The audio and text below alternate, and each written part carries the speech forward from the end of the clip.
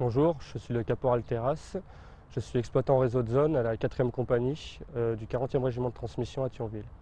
Mon métier est de monter les antennes pour établir un réseau de communication entre les différents postes de commandement dans l'armée de terre.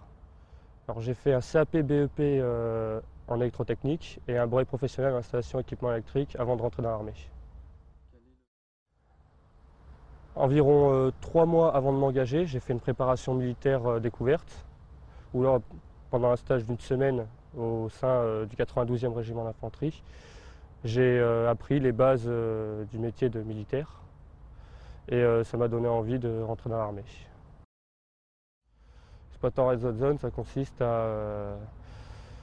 à monter des antennes avec son chef d'équipe, c'est-à-dire se rendre sur un point en manœuvre, par exemple, sur un terrain, ça peut être aussi bien dans un champ qu'en forêt.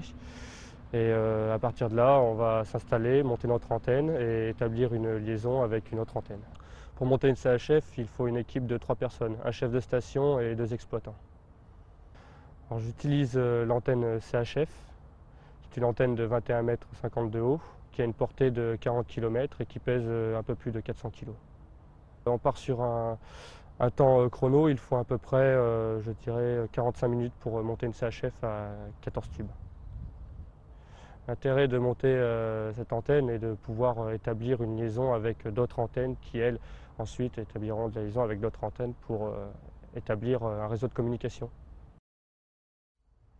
Depuis que je suis dans l'armée de terre, j'ai commencé par faire ma formation générale initiale, mes classes.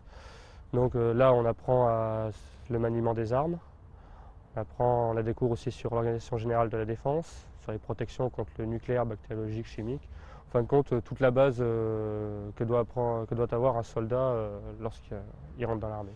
C'est une formation qui est assez dure, parce qu'on passe de l'état civil à l'état militaire. Il y a un moule, il faut rentrer dedans. Donc c'est assez physique. Les premiers terrains sont durs, les premières marches sont dures. Mais en fin de compte, à la fin, on n'en garde toujours que des bons souvenirs par rapport à la cohésion qui y règne, l'entraide entre camarades.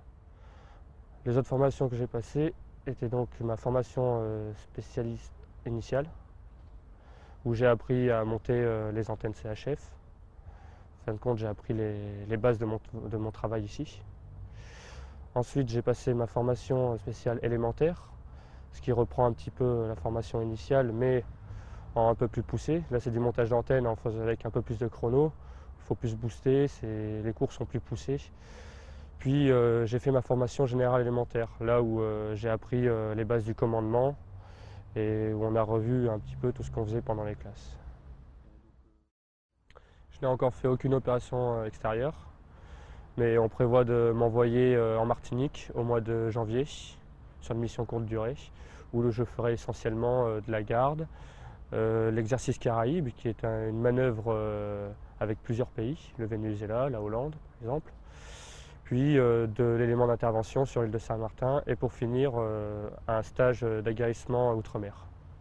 Le stage d'aguerrissement outre-mer consiste à apprendre des techniques de franchissement en milieu nautique par exemple, et aussi à savoir évoluer dans un terrain outre-mer, puis à connaître un petit peu ses limites et savoir les dépasser.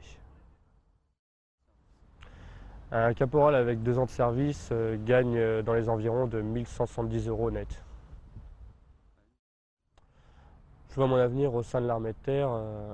Je me vois aller à Saint-Mexan, à l'école des sous-officiers. Je veux devenir sous-officier pour avoir plus de responsabilités au sein de mon régiment et aussi pour partir plus souvent en opération extérieure. Les avantages de travailler dans l'armée de terre sont qu'on peut s'entretenir physiquement pendant les heures de travail. Et il y a une très bonne cohésion entre les collègues de travail, on s'entend très bien. Et aussi on voyage, on voit un petit peu autre chose que la France. On est logé, nourri, c'est déjà de bons avantages. Et les inconvénients, elle est surtout au niveau de la disponibilité. C'est que par exemple un week-end où on est bien tranquille chez soi et puis qu'il y a un de ses camarades qui doit prendre sa garde et qui est malade, s'il faut le remplacer, il faut y aller. Pour la personne qui voudrait faire le même métier que moi au sein du 40e régiment de transmission, je lui conseille de ne pas avoir peur de se faire mal aux bras et aux jambes, de toujours aller à fond, quels que soient les cours qu'il ait, toujours bien les réviser. Et aussi, comme on m'a dit au CSO, de savoir s'écraser de temps en temps.